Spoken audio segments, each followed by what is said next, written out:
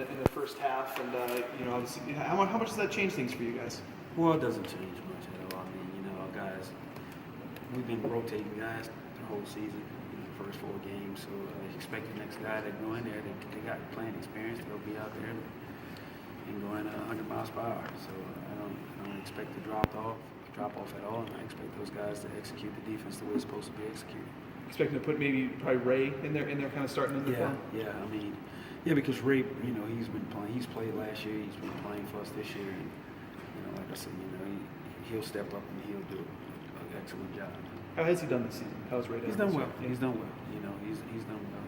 I know last week he got beat on a double move, but it was all it was technique. That's all it really was. And when your technique falters, that's what happens.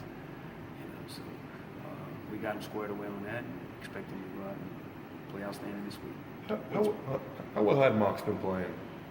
Mox had been playing pretty good.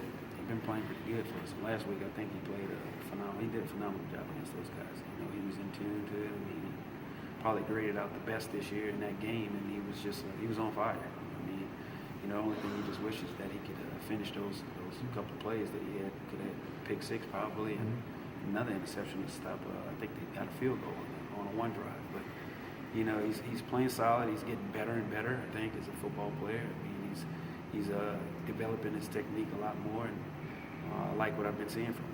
So we'll miss him in the first half, but he'll be ready to go in the second half whenever his time is called.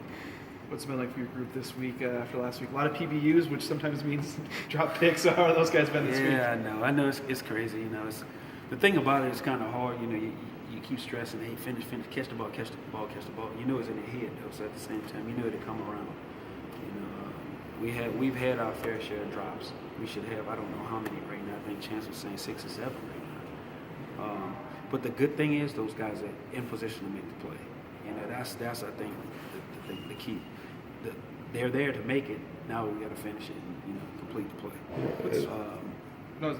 So I think these guys as long as they can focus on catching the ball, and I know the last few weeks I know we won't get the ball thrown 30 times this week, 40 times. I think we've been averaging 47 a game, which is crazy, but we know we're not getting that.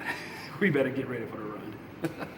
How has DeAndre played this season? He's played well, for a true freshman to come in and play safety for us, play nickel for us, play corner for us. That's huge for a true freshman to do. You put a lot on the kid's shoulders like that. And that's why you see him out there a lot, because what he can stay in the workload, and he's eager to learn, and he has great football knowledge and football IQ. So just want to continue to develop him and continue for him to grow develop as a football player.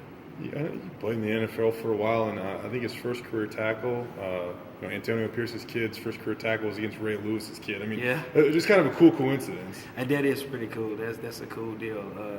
He didn't even know that was Ray Lewis's son. I ain't tell him anything in the meetings. I waited till after the game and told him. But I knew it was Ray Lewis's son. But it was something that I talked about with my family and with the coaches. Like, it's a crazy deal. And 2 NFL linebackers, kids playing against each other. Covering the receivers, so going against each other head to head. So it's a pretty cool deal. And I know that just talking about guys are in the right position to make catches. They just kind of have it in terms of interceptions. Are you kind of noticed the practice today? Are you guys doing anything to maybe emphasize some of those those throws and stuff? We doing all we can. You try to simulate it the best way you can, but when it's all said and done, it's all about just catching the ball. Mm-hmm. That's what it's all about. Catching the ball, looking it all the way in. It's just that simple. The times when people drop them. It's funny because somebody says something about, that's why they DBs. I think Coach Ross said that's why they DBs. They catch them all. But,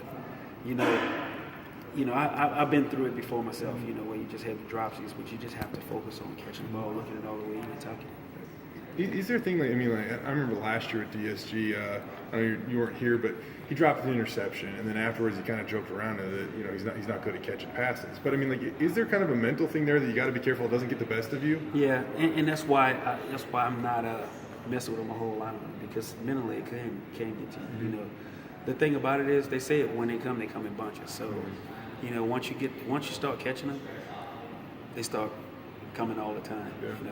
I was kind of surprised that Tyler last week dropping his, but the thing about it is you kind of relax. you just gotta look it all the way in. That's the whole thing. You just gotta look the ball all the way in.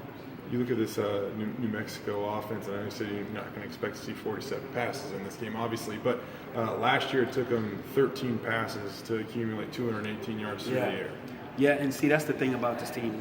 We can't let them lure us to sleep because you're so worried about the run, they'll hit you on those big passes, and we know that they won't pass the ball 40 times, and we don't know how many times they'll pass it. But the thing about it is, when they do, we have to be ready for it. So we have to be really very detailed about what we're doing and how we playing our guys. What happened on some of those last year? I mean, I don't know if there was like a consistent thing, but against Air Force and New Mexico, there were just a couple times where, was it simply just to lull you to sleep? Was that it? What it's all about, the thing about a team like this, you have to have great eye control at every position.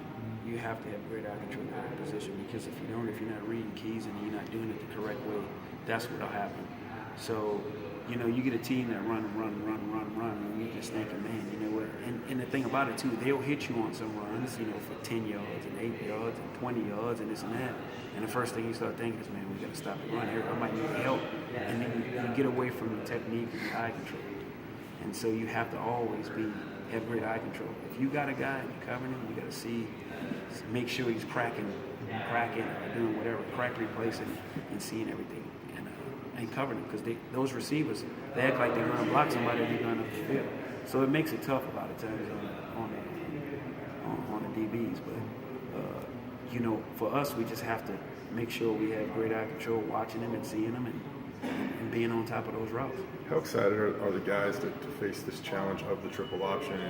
And you go back in there, there's the last couple times. I mean, that this has been the style of offense that Boise State struggled against. So you look at the discipline they've played with for the most part this year, and the consistency, and now an opportunity to go against the option. Yeah, I mean, the thing about this is, I tell you what, every team in the country struggled against this, unless you're a triple option team. The teams like the Air Forces, the Armies, and the Navies, they usually always do well against each other because they're doing it every day against each other. The teams that struggle with it are the teams that's not used to playing against it. And so, but these guys are up for the challenge, and you know what? That's just part of it. It's just, it's a different style of offense that a lot of people don't play, and that I think is very smart on those guys. And it's difficult because, like I said, a lot of teams, really in our conference, you don't have to, you only go through it maybe once or twice a year, and you have to set aside the time to be able to study that offense. So, but the guys are excited about the challenge, and they're just ready to play football. One more for me, and when we talk about Moxie and not being able to be within sight or sound of the field, are there anything? I mean, is there anything you guys are trying to do to make sure that he is up to speed and ready to go when he can come out there for the second half? It probably helps. He's a senior and he's experienced, but is there anything you guys are trying to do right now? I mean, well, the only thing you can do is making sure he's focused in, he's dialed in and seeing and watching and what the guy in front of him has to do and those guys out there doing. That's really it. The only thing about it, he don't get a lot of reps because he has to get mental reps. He has to get mental reps, and be able to see the game like that because, we know we won't have him out there. And so we got to get other guys ready. And he has to be ready when his name is called upon. Sweet.